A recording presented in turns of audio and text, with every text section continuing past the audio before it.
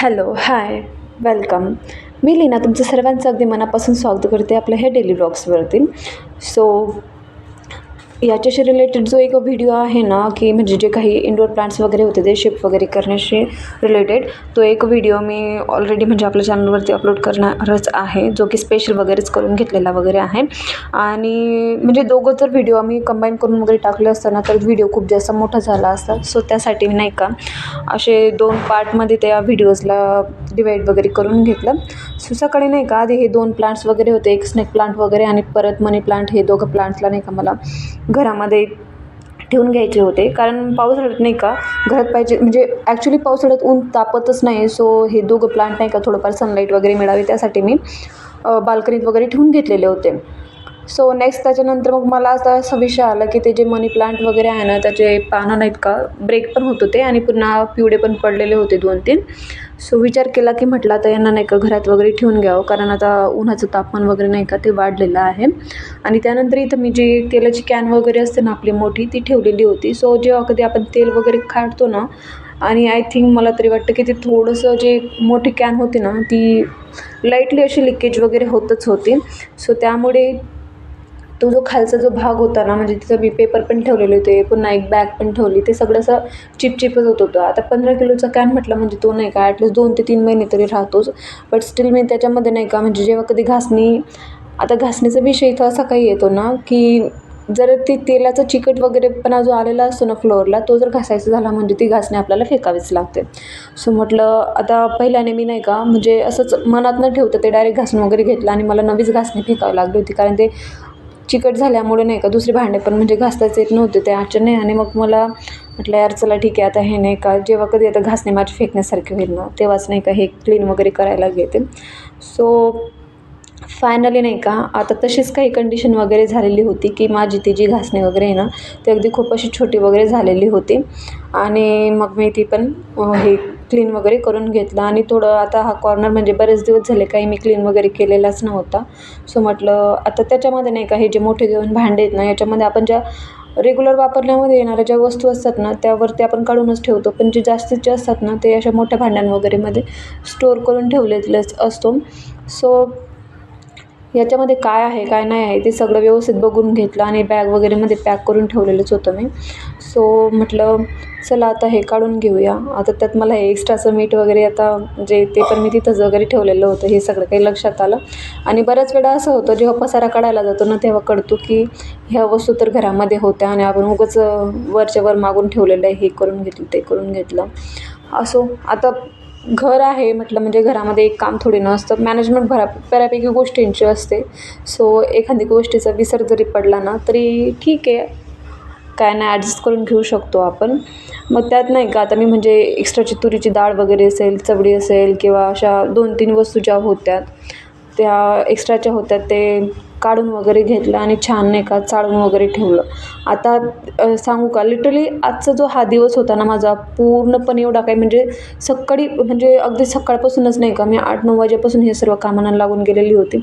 So स्वतःकडे नाही का मी अगदी दुर्लक्ष करून नाही का ह्या सर्व कामांमध्ये स्वतःला टाकून दिलं. कारण मी म्हणजे आता हे व्हॉईस ओव्हर वगैरे करत आहे किंवा जे काही बोलत आहे ना, तेव्हा मला कुठेतरी नोटीस होते की यार आपण नाही का थोडंसं रेडी. बट असं यार आता डेली व्लॉग्स म्हटले म्हणजे घरची जी ॲक्च्युअल माझी कंडिशन होती तीच मी तुमच्यासोबत शेअर करते. सो प्लीज तुम्ही पण इग्नोर करा.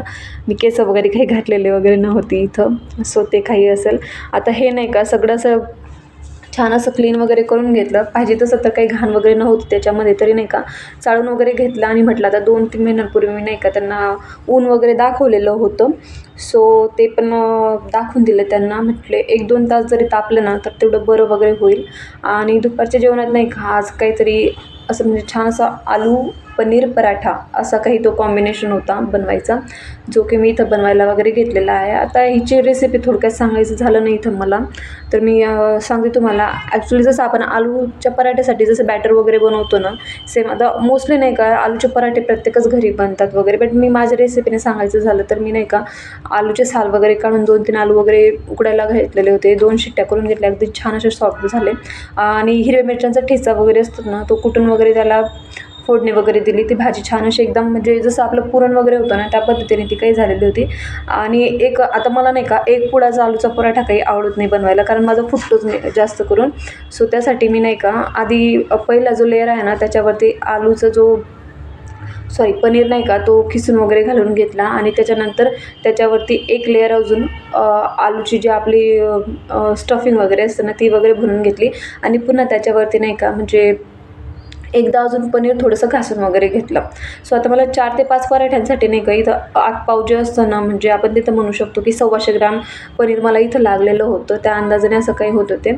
आणि ते सगळं पनीर वगैरे नाही का असं छान असं खिसून वगैरे भरून घेतलं आणि त्याच्यावरतून जे एक दुसरा रोल असतो ना आपला चपातीचा तो जी लाटलेली असते छोटी चपाती ती कवर करून घेतली आणि छान असं नाही का त्या पराठ्याला लाटून वगैरे घेतला. आणि अगदी सांगते म्हणजे जसं आपल्याला पुरणाचा जो पराठा पुरणपोळी जशी आपली होऊ शकते ना होते ना किंवा त्या पद्धतीने नाही का हा पराठा एकदम म्हणजे बिलकुल नाही का तसंच काहीतरी होतो. सो म्हणजे मला तरी अनुभव आहे की हा पराठा खायला वगैरे छान असा लागतो. ॲक्च्युली मी नाही का मोस्ट ऑफ टाईम म्हणजे माझं तरी एक ठरलेलं असतं की मी हिरव्या शेंगदाण्याची चटणी किंवा खोबऱ्याची ओली चटणी वगैरे असेल किंवा असं काही असेल ना ते काही बनवते. बट सध्या 2-3 दिवसांपासून इथे लाईटचा काही प्रॉब्लेम आहे त्यामुळे नाही का मी दही वगैरेच घेऊन आलेले होते आणि दही पराठा सकाळी आम्ही घेतलेला होता खायला. आणि मला सांगू का ही बरेचसे कामं करत असताना मला तर लिटरली एवढ्या काही जोराची भूक वगैरे लागून गेलेली होती की मी म्हणजे हातही न धुता असं म्हणजे धूत ॲक्च्युली तसं बसत नाही कणिकच्या उष्ट हाताने जेवायला वगैरे. बट लिटरली मी त्या गोष्टीचा काही विचार न करता डायरेक्ट नाही का खायला वगैरे बसून गेलं. आणि जसं की मी म्हणजे कामांमध्ये पूर्ण दिवस झाले बिझी होती आणि हिला संडेला हिचं एक म्हणणं असतं की माझी केस तू बांधू नको. सो ह्या मॅडमांचं आज हेअर वॉश वगैरे केलेला होता त्यामुळे ती नाही का आहे त्या पद्धतीने अशी काही होती. आणि नाही का पोटोबा वगैरे तर झालेला होता आणि भांडी तुम्ही बघू शकतात. ॲक्च्युली ते जर सगळं काढले ना मी ते मोठे मोठे भांडे वगैरे होते ते पण घासायचे वगैरे होते. सो एवढं मोठं काही रॅक भरून नाही का हे भांडे निघालेले होते जे की मला उचलायला पण होत नव्हतं. पण मी बऱ्याचसा दम वगैरे लावला आणि म्हटलं चला आता हे फक्त मला एक भीती होती की हे प्लास्टिकची टोपली ती तुटायला नको, कारण नाही का ते खूप जास्त हेवी होऊन गेलेलं होतं ते टोपली वगैरे. सो ते सगळं काही करून घेतलं आणि बरेचसे कामं बाकी होते. पण व्हिडिओ मी नाही का कुठेतरी म्हणजे अर्ध्यामध्येच कट वगैरे करणार, कारण काय ना व्लॉग जास्त मोठा वगैरे झाला तर बऱ्याचशा लोकांना म्हणजे मला तरी वाटते यार आयुष्यामध्ये म्हणजे कोणी पण नाही का दुसऱ्यांसाठी जास्तीत जास्त 5 ते 10 मिनटं सफिशियंट आहे त्यांचे आपल्यासाठी ते देत आहेत तेच. आणि तेवढेच मला हवे तेवढं जास्त नको आहे मला तुमच्याकडून. सो नाही का त्यानंतर सगळं जेवण वगैरे करून झाल्यानंतर नाही का एक एनर्जी आली. ती एनर्जी वगैरे आल्यानंतर नाही का किचन वगैरे जे आहे ते सगळं असं व्यवस्थित छान वगैरे क्लीन करून घेतलं.